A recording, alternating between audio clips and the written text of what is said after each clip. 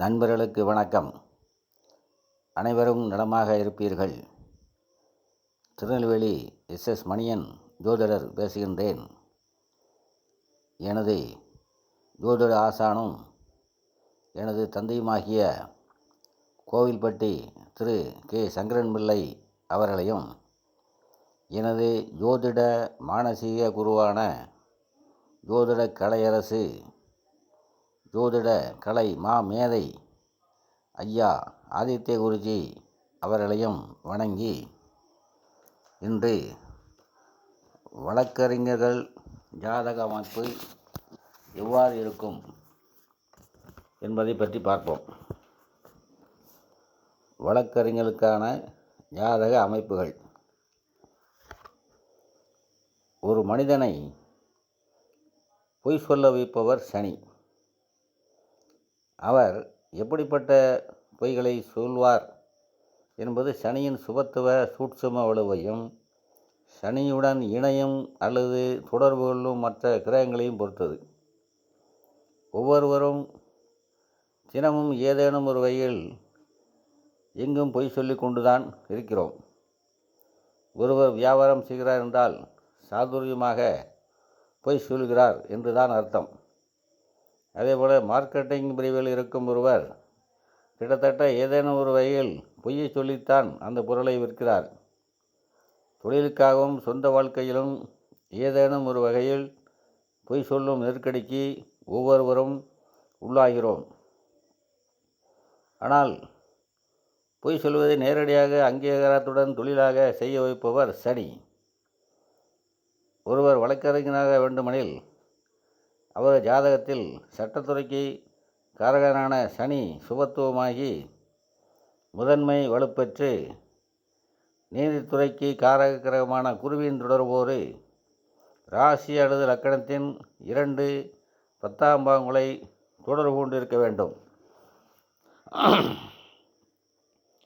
சனி என்பவர் ஒரு வித்தியாசமான ஒரு கிரகம். மனிதனுக்கு தேவையில்லாத அனைத்தையும் தருபவர் இவர்தான். கலக்கம் தரும் கடன், நோய், வழக்கு, எதிர்ப்பு போன்றவர்களை பாவத்துவம் பெற்ற சனி ஒருவருக்கு முழுமையாக தருவார். சுபத்துவம் பெற்ற சனி பொய்யை தொழிலாக செய்ய வைப்பார். வழக்கறிஞர் என்பவர் தனிப்பட்ட முறையில் உண்மை மட்டுமே பேசக்கூடிய மனிதராக இருக்கலாம். ஆனால் தொழிலுக்காக அவர் பொய் சொல்லித்தான் ஆக வேண்டும். தன்னுடைய கட்சிக்காரர் திருடனாகவும் கொலைகாரனாகவும் இருந்தாலும் அவன் திருடன்தான், கொலைகாரன்தான் என்பது அவருக்கு தெரிந்திருந்தாலும் இவர் இதை செய்யவில்லை என்று வாதாடி பொய் சொல்லி அவனை தப்பிக்க வைக்கும் பணியையே ஒரு வழக்கறிஞர் செய்கின்றார். ஒருவருக்கு பொய் சொல்ல விருப்பமில்லை என்றாலும் அதனை தொழிலுக்காக சொல்ல வைப்பவர் சுபத்துவம் மற்றும் சூட்சும வலுப்பெற்ற சனி. பாவத்துவம் பெற்று 2ஆம் வீட்டோடு சனி தொடர்பு கொள்ளும் நிலையில் ஒருவன் வாயில் வருவது அனைத்தும் மகா பொய்களாக இருக்கும். அவன் அண்டை புழுகனாகவும் துளியும் மனச்சாட்சியின்றி அடுத்தவர்கள் ஏமாற்றுவதை நோக்கம் கொண்டவனாகவும் இருப்பான். இது நான் சொல்லும் சுபத்துவம் சூட்சும ஆகியவற்றின் கூடுதல் குறைவிற்கேற்ப பொய் சொல்லும் தன்மைகளில் காரணங்களிலும் மாற்றம் இருக்கும். வாக்குஸ்தானமான 2ஆம் இடம் மற்றும் தொழில் பாகமான 10ஆம் வீட்டோடு சனி மற்றும் குரு, சூரியன் ஆகியோர் தொடர்பு கொள்ளும் நிலையில் ஒருவர் சட்டத்துறையில் பணியாற்றுவார். இதில் வக்கீலாவதற்குரிய முதன்மை கிரகமான சனி சுபத்துவமாக இருக்க வேண்டும். குற்றங்களை குறிக்கும் இன்னொரு கிரகமான செவ்வாயின் தொடர்பு உள்ள சனி அதிகமாக பெறும்போது அவர் இந்த நேரம் குற்றவாளிகளுடன் இருக்கும் கிரிமினல் லாயராகவோ, சுவர்களான சுக்கிரன், புதன், வளர்பறை சந்திரன் சனியுடன் அதிகமாக தொடர்பு கொள்ளும் போது கிரிமினல் இல்லாமல் சிவில் வழக்குகளை மட்டுமே கவனிக்கும் வக்கீலாகவோ இருப்பார். சனியின் சுபத்துவ சூட்சும வலுவோடு யாகத்தின் 2ஆம் அதிபதியும் அந்த பாகமும் புதனும் வலுப்பெற்றிருக்கும் நிலையில் தனது வாதத்திறமையால் பிறரால் கவனிக்கப்படக்கூடிய வகையில் ஜாதகர் இருப்பார். 2ஆம் அதிபதி வழிக்குழந்திருக்கும் அமைப்பில் வாதத்திறமை குறைந்து எழுத்தில் ஆவண சமர்ப்பு பிரிவுகளின் மூலம் வெற்றி பெறுவதாக இருப்பார். கருப்பு என்பது ஒரு நிறமல்ல. உண்மையில் ஒரு இடத்தில் நிறமில்லாத நிலையை மட்டுமே கருப்பு குறிக்கிறது. நிறம் என்பது ஒளியை பொறுத்தது. ஒளியின் தன்மையை கொண்டே நிறங்கள் பிரித்து சொல்லப்படுகின்றன. ஒளி மிகவும் குறைந்த கிரகமான சனிக்கு, அதாவது சனி ஒளி குறைந்த கிரகம்தான். ஒளி முழுவதும் அற்ற கிரகங்கள் ராகு கேதுக்கள். கருப்புக்கு வெகு அருகில் உள்ள கருநீல நிறம் சொல்லப்பட்டதன் காரணம் இதுவே. இதனால்தான் சனியின் இரட்டை குறிக்கும் நிறத்தில் வழக்கறிஞர்கள் மேலங்கி அணிகின்றார்கள். ஒருவரின் ஜாதகத்தில் ராசி லக்கணத்திற்கு 12இல் சனி சூத்துவமாக அமர்ந்து தனது 3ஆம் பார்வையால் பாகிஸ்தானமான 2ஆம் வீட்டையோ அல்லது ராசி லக்கணத்திற்கு 8ஆம் பாவத்தில் சூத்துவமாக சூட்சுமடுவோடு அமர்ந்து 2ஆம் பாவத்தோடு தொடர்பு கொள்ளும் போதோ அல்லது வேறு எந்த வகையிலேனும் சூத்துவம் பெற்று 2 10ஆம் இடங்களை சனி தொடர்பு கொள்ளும் நிலையில் ஒருவர் வழக்கறிஞர் தொழில் அமையும். ஜாதகப்படி ஒருவரின் தொழிலை கணிப்பது மிகவும் கடினமான ஒன்று. இதற்கு மிகுந்த ஞானம் தேவைப்படும். தொழிலை குறிக்கும் 10வது வீட்டோடு எந்த கிரகம் தொடர்பு கொள்கிறது என்பதை மிக மிக நுணுக்கமாக கவனிக்க வேண்டியிருக்கும். மருத்துவத்துறைக்கு செவ்வாய், குரு, சூரியன் ஆகியோர் முதன்மை கிரகங்கள் என்று ஏற்கனவே நாம் சொல்லியுள்ள நிலையில், சட்டத்துறைக்கு சனி, குரு, சூரியன் முதன்மை வகிப்பார்கள். எந்த துறையிலும் சிறப்பான அறிவோடு ஒருவர் இறக்கி வைக்கும் புதனின் பலம் இவர்கள் மூவருக்குமான அஸ்திவாரமாக இருக்கும். சட்டத்துறையிலும் பல வகைகள் இருக்கின்றன. ஒருவர் நீதிபதியாக இருக்கின்றார், இன்னொருவர் வக்கீலாக இருக்கின்றார். இருவருக்கும் வித்தியாசங்கள் இருக்கின்றன. பலவிதமான முரண்பாடுகளும் இந்த பதவிகளில் இருக்கின்றன. ஆனால் நீதிபதிக்கும் வழக்கறிஞர்களுக்கும் உள்ள ஒரே ஒற்றுமை, இருவரும் சட்டம் படித்திருக்கிறார்கள் என்பதுதான். அந்த சட்டத்தை படிக்க வைப்பவர் சனி.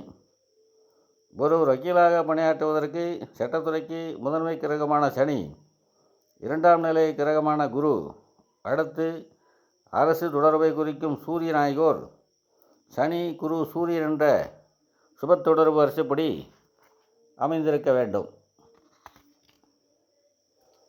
சட்டத்துறைக்கு சனியே முதன்மை கிரகம் என்றாலும் நீதித்துறைக்கு குருவே முதன்மை கிரகமாவார்.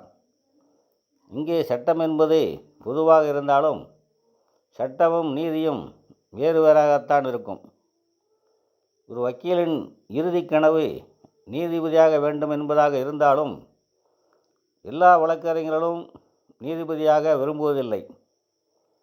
நீதிபதியாகும் வாய்ப்பு வந்தும் வழக்கறிஞராக இருப்பதில் உள்ள வருமானம் நீதிபதி பதவியால் வராது என்பதால் அதனை தட்டி கழித்தவர்களும் இருக்கின்றார்கள்.